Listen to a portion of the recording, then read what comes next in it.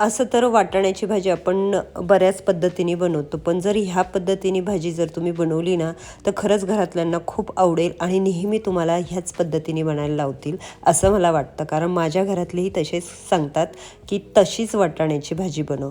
तर सोप्या पद्धतीने आहे आणि अगदी छोट्याशा व्हिडिओमध्ये आहे, असं नाही की खूप लांबणीवर व्हिडिओ टाकलेला आहे. चला लगेच तयारीला लागू.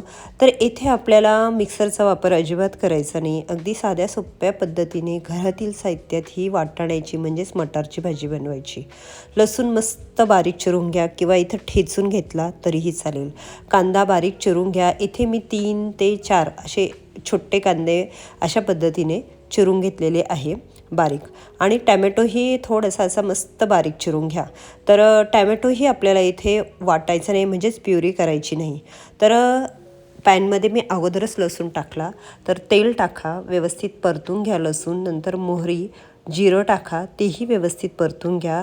ह्या टायमाला तुम्हाला हिंगही टाकायचं असेल तर टाका. म्हणजे ह्या टायमाला म्हणजे ह्या वेळेस मी नंतरून कांदा परतवायचं झाल्यावर टाकते, जेणेकरून तो जळत नाही. आता तो कांदा व्यवस्थित मस्त गुलाबीसर परतून घेतला अशा पद्धतीने. त्यातच टॅमॅटोही परतून घेतली.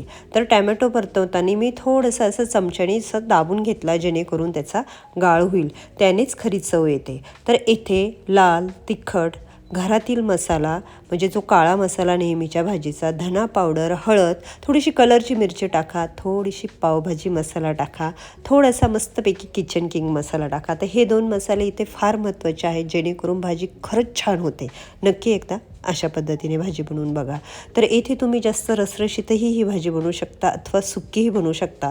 ह्या भाजीत तुम्ही नंतरून शेव, लिंबू टाकून खाऊ शकता. मस्त असं लागतं बरं का. तर नक्की बनवा.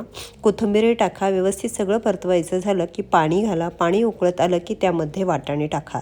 आता इथे आपल्याला अगोदर वाटाणे परतवून घ्यायचे नाही किंवा भाजूनही घ्यायचे नाही, कारण यात ते व्यवस्थित शिजले जातात. हे बघा अशा पद्धतीने मस्त असं आता मिक्स करून घ्या. चवेपुरतं मीठ टाका आणि बस थोडा वेळ फक्त वाफून घ्या, कारण वाटाणे शिजायला इतका काही वेळ लागत नाही. हे बघा शिजलेसुद्धा वाटाणे. मस्त वास सुटलेला आहे. जे मसाले मी टाकलेले आहे ना, त्याचा मस्त असा एक सुगंध सुटलेला आहे. तर नक्की अशा पद्धतीने ही भाजी बनवून बघा. तर असे छोटे छोटे रोज माझे व्हिडिओ असतात. तुम्हाला हेच मला सांगायचं आहे की आपलं यूट्यूब चॅनल सबस्क्राईब करा, इंस्टाग्राम फेसबुक पेज पण लाईक आणि फॉलो करा. आणि रोज असे छोटे छोटे व्हिडिओ असतात ते बघत जा.